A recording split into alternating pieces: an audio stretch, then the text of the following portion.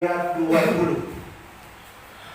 Kitab Efesus pasal 6 ayat 10 sampai ayat 20 kita baca bergantian, boleh ya? Saya baca ayat 10, Bapak Ibu baca ayat 11, demikian bergantian sampai ayat 20. Kitab Efesus pasal 6 ayat 10 sampai ayat 20. Saya mulai akhirnya, hendaklah kamu kuat di dalam Tuhan, di dalam kekuatan kuasanya. Ayat 11 Bapak Ibu. Karena seluruh perlengkapan senjata Allah, supaya kamu dapat bertahan melawan tipu iblis. Karena perjuangan kita bukanlah melawan darah dan daging, tetapi melawan pemerintah-pemerintah, melawan penguasa-penguasa, melawan penghulu-penghulu dunia yang gelap ini, melawan roh-roh jahat di udara. Sebab itu ambillah seluruh perlengkapan senjata Allah, supaya kamu dapat mengalahkan lawan-lawan hari yang akan dan tetap berdiri sesudah kamu menyelesaikan segala sesuatu. Jadi berdirilah tegap, berikat pinggangkan kebenaran, dan berbaju sirahkan keadilan. Kakimu berkasutkan kerelaan untuk memerintahkan diri dalam segala. Dalam segala keadaan, pergunakanlah perisai iman, sebab dengan perisai itu kamu akan dapat memadamkan semua panah api dari si jahat. Dan terimalah kebersamaan dan beratnya roh hidup firman Allah. Dalam segala doa dan permohonan, berdoalah setiap waktu di dalam roh dan berjaga-jagalah di dalam doamu. Di dalam doamu itu dengan permohonan yang tak putus-putusnya untuk segala orang kudus. Juga untuk aku supaya kepadamu jika aku membuka mulutku, jika mendengar perkataan yang benar, agar dengan keberanian aku memberitakan rahasia diri. Yang kulayani sebagai utusan yang dipenjarakan. Berdoalah supaya dengan keberanian aku menyatakannya sebagaimana seharusnya aku berbicara. Haleluya. Berbahagialah mereka yang mendengar dan melakukan setiap apa yang dikatakan kebenaran firman Tuhan. Jadi bukan mendengar untuk melupakan, melainkan sungguh-sungguh melakukannya di dalam kehidupan sehari-hari. Amin. Katakan sungguh-sungguh melakukan. Amin ya. Tuhan memanggil kita, Bapak Ibu yang terkasih, bukan hanya menjadi pendengar saja. Nah, saya setiap kali khotbah, saya selalu memulai khotbah saya dengan kalimat itu. Nah, tujuannya, alasannya adalah begini, supaya setiap jemaat Tuhan yang mendengar kebenaran firman Tuhan yang diberitakan akan selalu disadarkan bahwa kita ini bukan hanya dipanggil untuk percaya saja. Yang setuju katakan amin. Kita dipanggil bukan hanya untuk percaya saja, meskipun memang modal utama untuk kita terima keselamatan, anugerah kehidupan yang kekal dari Tuhan itu adalah modalnya iman saja. Tetapi percayalah Bapak Ibu yang terkasih, bahwa setelah kita beriman kepada Yesus yang adalah Tuhan dan Juru Selamat dalam hidup kita, yang Tuhan inginkan adalah begini, kita menjadi pelaku-pelaku kebenaran firman Tuhan. Amin. Nah, pada pagi hari ini sebenarnya saya harap bahwa tanggal 1 itu lebih banyak kesaksian, iya kan? Dari jemaat Tuhan, saksi satu-satu. Nah, apa saksi apa saja? Ya kan, kesaksian itu kan tidak mesti tentang hal-hal yang baik ya. Kita bisa pun juga bersaksi bahwa Tuhan izinkan misalnya mengalami satu kedukaan, Tuhan izinkan misalnya mengalami satu penyakit, Tuhan izinkan misalnya mengalami satu masalah, satu pencobaan. Apakah itu bisa kita saksikan? Ya boleh. Amin. Sebab saya yakin dan percaya Bapak Ibu yang terkasih, bahwa segala yang Tuhan izinkan terjadi dalam hidup kita, itu semuanya mendatangkan kebaikan. Amin. Tidak ada satupun yang terjadi dalam hidup kita ini yang kebetulan. Saya bukanlah orang yang menganut paham ada yang kebetulan. Tidak ada yang kebetulan dalam hidup ini, Bapak Ibu yang terkasih. Amin. Semua yang terjadi dalam hidup kita kita, itu semuanya diizinkan Tuhan. Dan saya percaya Tuhan punya rencana yang indah atas setiap kejadian yang Tuhan izinkan terjadi dalam hidup kita. Nah, termasuk Paulus. Tahukah Bapak Ibu bahwa surat Efesus itu ditulis di mana? Surat Efesus bukan ditulis di sinagog, bukan. Surat Efesus bukan ditulis di tempat lain, karena waktu itu belum ada bangunan gedung gereja, belum ada. Ya kan, kekristenan lalu itu baru dari rumah ke rumah. Dan tahukah Bapak Ibu bahwa surat Efesus itu ditulis Paulus ketika ia ada di dalam penjara. Saya belum pernah di penjara, tapi keluar masuk penjara. Kenapa keluar masuk penjara, Pak Pendeta? Yang melayani. Di dalam penjara kan ada gereja juga itu kan. Mungkin satu waktu Ibu Gembala bersama dengan pengurus gereja bisa melayani juga di penjara yang ada di lapas, di Dewi Sartika, lapas perempuan yang ada di jalan. Apa itu yang menuju ke ya? Iya, di situ. Saya keluar masuk penjara karena untuk melayani. Dan saya melihat bagaimana kehidupan orang di penjara itu sangat tertekan, sangat terintimidasi, semuanya pada dibatasi. Dan saya bisa membayangkan apa yang dialami Paulus pada saat itu. Tapi saya tidak percaya Paulus bisa menulis surat Efesus dan surat Filipi, Kolose beserta dengan Filemon yang disebut sebagai surat-surat penjara dengan sedetail mungkin. Saya percaya itu semuanya karena pekerjaan Roh Kudus. Amin. Karena hikmat Roh Kudus, kalau kita melihat ya Bapak Ibu yang terkasih, karakteristik surat-surat yang ditulis oleh Paulus biasa juga disebut sebagai surat-surat pengembalaan. Itu sangat sistematis. Itu dimulai dari salam pembuka dari Paulus, hamba Tuhan yang terkasih, dan Timotius. Coba Bapak Ibu baca surat Galatia, Efesus, Filipi, Kolose. Itu semuanya sangat sistematis. Dimulai dari pembukaan dan diakhiri dengan penutup.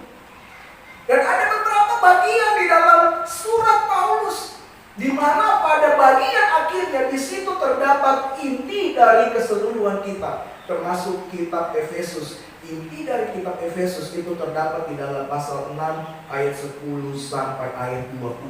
Amin.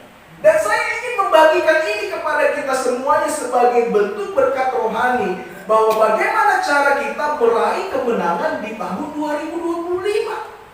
Amin. Bapak Ibu yang terkasih, begitu banyak prediksi ya. Orang memprediksi tentang tahun 2025. Saya baca-baca, saya suka baca berita-berita yang berhubungan dengan ekonomi dan bisnis, dan juga politik sedikit-sedikit lah. Ya, saya bukan orang terpanggil di dunia politik. Banyak tawaran tapi saya tidak mau. Saya bilang saya hamba Tuhan saja. Saya jadi pemberita firman Tuhan saja. Ya kan, saya menjadi hamba Injil saja, hamba kebenaran firman Tuhan saja. Ada yang memprediksikan bahwa di tahun 2025 itu inflasinya sampai 3% naik. Belum lagi, ini belum diketok palu, mudah-mudahan tidak jadi ya. PPN naik berapa persen? PPN 12%. Jadi kalau Bapak Ibu belanja barang-barang mewah, misalnya handphone, itu ada PPN-nya 12% dikenakan. Makan di tempat-tempat yang lumayan branded ya, lumayan mahal. Kalau makan Mas Joko ya enggak kena. Makan bakso, kebetulan saya bukan orang yang suka makan makanan mewah, jadi enggak takut PPN. Makanan yang paling Mas Joko gitu ya, Mas Joko dan mas-masnya yang lain. Mas Joko, Mas Faiz dan mas-masnya yang lain, ya itu enggak kena. Tapi kalau makan kayak di KFC, wah ada senang KFC di sini ya. Makan di Pizza Hut, di restoran Solaria, itu pasti akan kena PPN. Tapi itu belum diketok. Dan berbagai macam berita-berita buruk yang kita dengar di tahun 2025 ini. Tapi saya ingin berkata sebagai hamba Allah, Bapak Ibu yang terkasih, bahwa hidup kita itu bukan ditentukan dari apa yang dikatakan orang. Amin. Hidup kita ditentukan dari apa yang dikatakan Tuhan. Mungkin orang bisa memprediksi segala sesuatu dengan segala pengetahuan, keahlian yang dia miliki, tapi saya yakin dan percaya mungkin semuanya itu Tuhan izinkan terjadi, tapi saya yakin pemeliharaan Tuhan tetap berlaku dalam hidup kita. Amin. Kita tidak akan pernah kelaparan, kita tidak akan pernah telanjang, kita tidak akan pernah berkekurangan. Sebab firman Tuhan berkata, burung saja di udara Tuhan pelihara, apalagi kita anak-anaknya. Yang setuju katakan amin.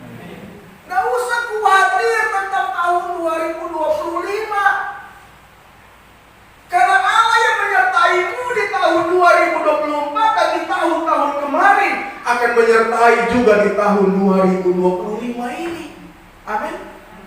Tuhan menyediakan 1001 macam cara untuk memelihara kehidupanmu. Amin. Dia akan selalu menolong. Seperti pujian tadi. Tuhan selalu menolongku, selalu menjagaku. Saudara percaya Tuhan selalu menolong saudara? Ya, Bapak Ibu percaya bahwa Tuhan selalu memelihara kita. Amin. Firman Tuhan berkata Dia itu bukan manusia. Dia Allah. Manusia mungkin bisa berjanji dan melupakan segala janjinya. Karena kan manusia kan lebih condong janji-janji manis, ya kan? Manis di bibir, mengungkap kata. Wah, ini kata pujian, kayak bukan pujian gitu, kata nyanyian lama ya. Ya kan? Manis di bibir. Aduh, janganlah dilanjutkan, ini mimbar, ini ibadah ya, Pak ya. Jadi nggak usah dilanjutkan, kita nyanyi lagu rohani saja ya. Tapi memang itu manusia. Manusia terlalu condong untuk berjanji dan terlalu manis sampai orang yang mendengarnya menjadi diabetes. Kena diabetes.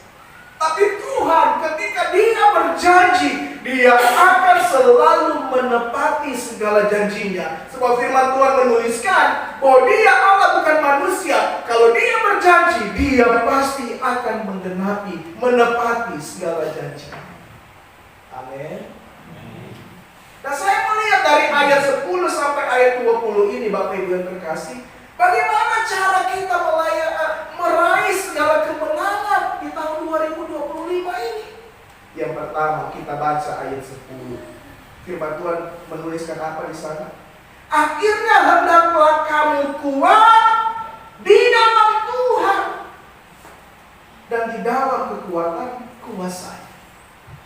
Bapak Ibu yang dikasih oleh Tuhan, saya percaya bahwa kekuatan itu hanya ada di dalam Tuhan. Amin.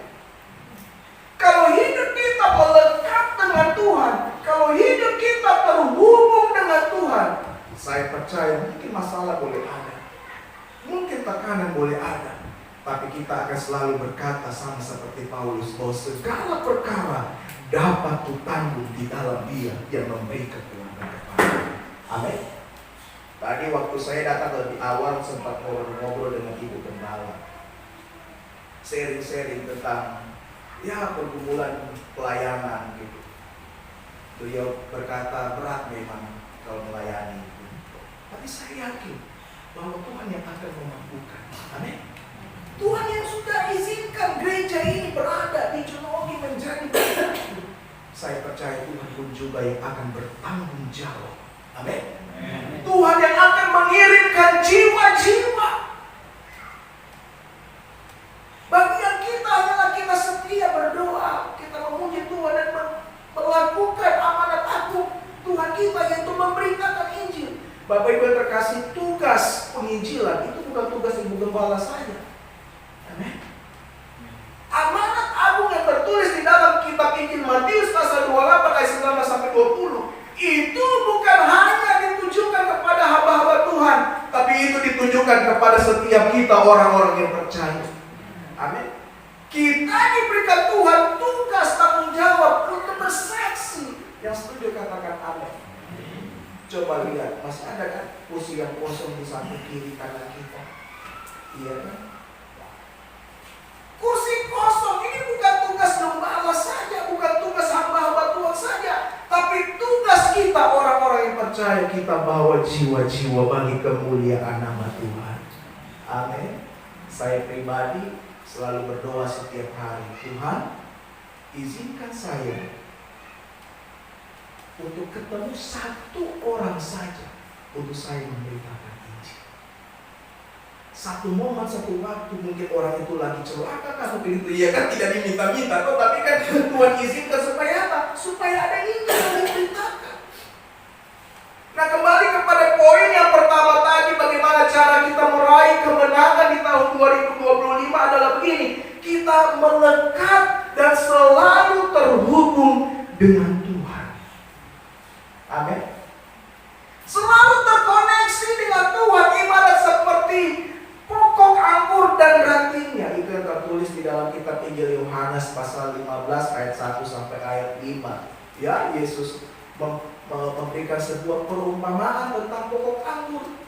Pokok anggur dan kamu adalah, akulah pokok anggur dan kamu adalah ranting-rantingnya. Barang siapa yang tinggal di dalam aku, dia akan berbuah. Dia kan, Bapak Ibu bisa cek itu di dalam kitab Injil Yohanes pasal 15 ayat 1 sampai 5. Amin. Kalau kau ingin selalu mengalami pertolongan Tuhan, pemeliharaan Tuhan di tahun 2025 ini, kalau kau ingin meraih segala kemenangan, segala janji-janji Tuhan di tahun 2025 ini, satu yang kau harus lakukan adalah tetap melekat dan terhubung dengan Tuhan. Kapan kita tidak terhubung dengan Tuhan? Waktu kita melakukan dosa. Firman Tuhan menuliskan bahwa yang menjadi pemisah antara aku dan engkau adalah segala dosamu.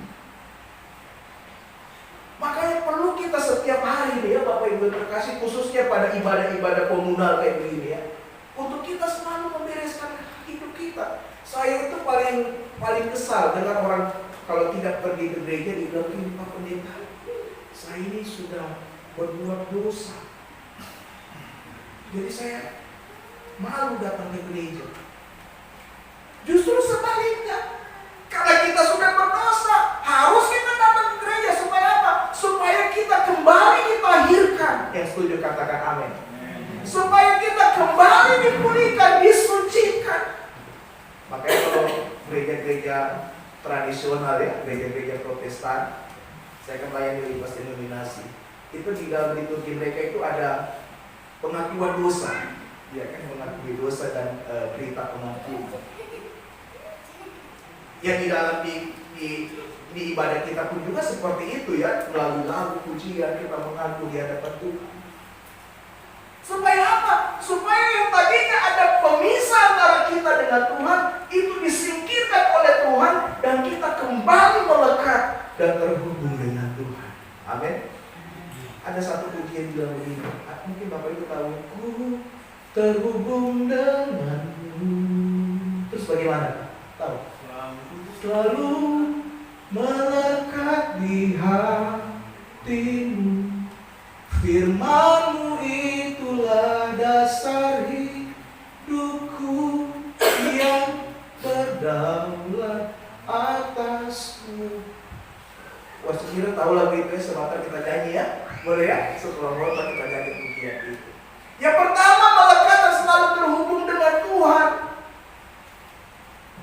Dan yang kedua, di sini saya tulis dalam bahasa Yunani itu memakai kata enduramon moste. Itu artinya begini, melekat terus menerus, tidak putus. Terus yang kedua, selain kita terhubung dan melekat selalu dengan Tuhan, yang kedua adalah begini, kita mengenakan seluruh perlengkapan senjata Allah. Amin. Dari ayat 13 sampai ayat 17. Nah, kalau Bapak Ibu perhatikan dengan seksama, perlengkapan senjata Allah di sana kan ada dibilang, yang pertama, berikat pinggangkan kebenaran, berbaju sirahkan keadilan, kakimu berkasukan kebenaran, memberitakan Injil damai sejahtera, terus perisai iman, dan yang terakhir itu adalah ketopong keselamatan dan pedang roh. Kalau kita baca berulang-ulang, sebenarnya ini menunjuk kepada satu objek. Apa itu? Firman Tuhan. Bukankah firman Tuhan itu adalah kebenaran? Betul ya? Bukankah firman itu adalah Injil damai sejahtera yang menumbuhkan iman kita? Bukankah firman Tuhan itu adalah kabar keselamatan? Terus bagaimana cara kita memperlengkapi diri kita dengan perlengkapan senjata Allah? Tiada lain begini, kita hidupi kebenaran firman Tuhan. Amin. Kita lakukan supaya apa? Supaya kita selalu terlindung dari setiap serangan-serangan kuasa kegelapan. Musuh kita paling utama tiada lain adalah iblis. Jangan sampai Bapak Ibu berkata di dalam ayat Di dalam ayat 12, perjuangan kita bukanlah melawan darah dan daging, tetapi melawan pemerintah-pemerintah. Pemerintah bukan pemerintah fisik, bukan. Gitu, bukan. Dia bukan pemerintah dalam arti gubernur, wakil gubernur, bukan itu. Bukan pemerintah secara politikal. Tetapi di sini yang dimaksud adalah iblis beserta dengan antek-antek.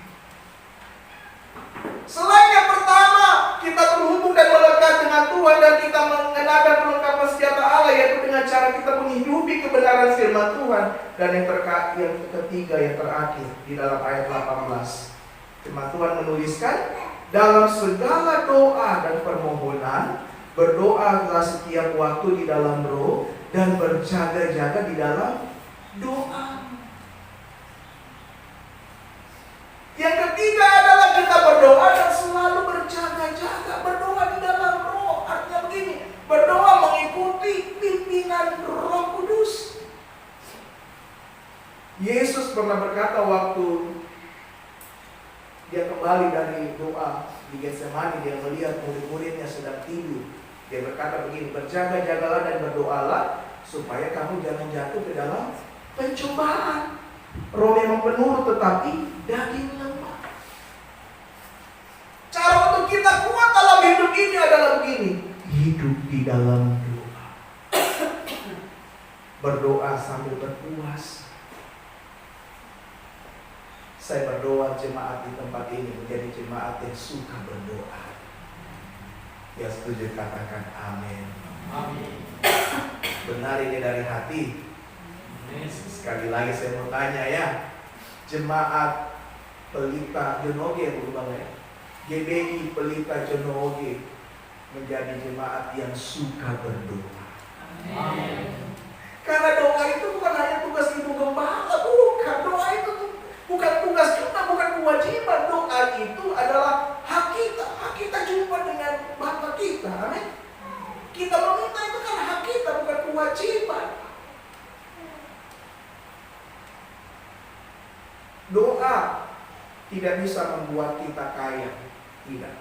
Tapi doa bisa membuat kita kuat meskipun kita ada di dalam kekurangan.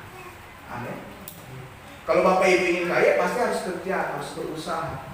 Tetapi kalau ingin tetap tenang, hati penuh damai, jawabannya adalah doa.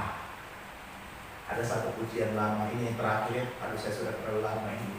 Saya sebenarnya tadi harapannya banyak kesaksian, gitu. Saya sedikit saja menyampaikan firman Tuhan karena ini kan ibadat tahun baru. Pujian lama bilang begini, berseru dan memanggil namanya, berdoa dia akan segera menghampiri dirimu. Yang tahu sama-sama, percaya dia tak jauh darimu, dia hanya sejauh doa. Jadi kalau kita merasa Tuhan jauh, itu bukan berarti Tuhan yang menjauh, kita yang menjauh. Kita rasa Tuhan jauh dari kita, kenapa? Karena kita malas berdoa. Amin. Karena Tuhan itu cuma sejauh doa. Sejauh lutut dari lantai, demikian pula juga jauhnya Tuhan dari kita. Semakin kita sering berdoa, maka kita akan merasakan bahwa Tuhan semakin dekat dengan kita. Amin. Mau berdoa? Saya berdoa, kegiatan-kegiatan doa di tempat ini. Saya tidak tahu gembala kegiatan doa apa di sini ya. Doa malam mungkin ada ya, doa puasa, semua datang. Berdoa. Pendeta saya tidak bisa puasa, tidak apa-apa. Doa saja. Supaya kita selalu merasakan damai yang sejati, yaitu di dalam doa. Amin. Saya berdoa jemaat di tempat ini mengalami terobosan dari Tuhan. Amin. Kita semuanya jemaat yang berkemenangan, yang setuju katakan amin. Bagaimana cara kita berkemenangan? Yang pertama, kita melekat dan selalu terhubung dengan Tuhan. Kita menggunakan seluruh perlengkapan senjata Allah, yaitu dengan cara kita melakukan setiap kebenaran firman Tuhan. Dan yang terakhir, kita hidup di dalam doa. Amin. Kita menjadi jemaat yang suka berdoa. Mari pemirsa bagi ke depan. Walaupun kita nyanyi pujian tadi, terhubung dengan Allah. Mari kita bangkit berdiri dalam hadirat Tuhan. Puji. Setelah kita menyembah beberapa saat, saya akan kembali kepada Ibu Gembala untuk melanjutkan pelayanan sakramen perjamuan kudus.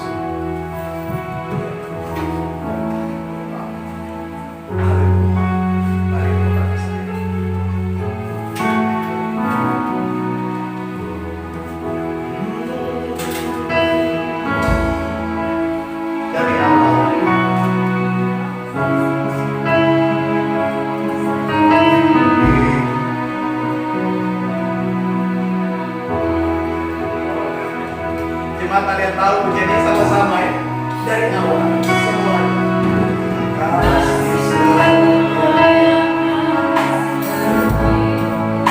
yes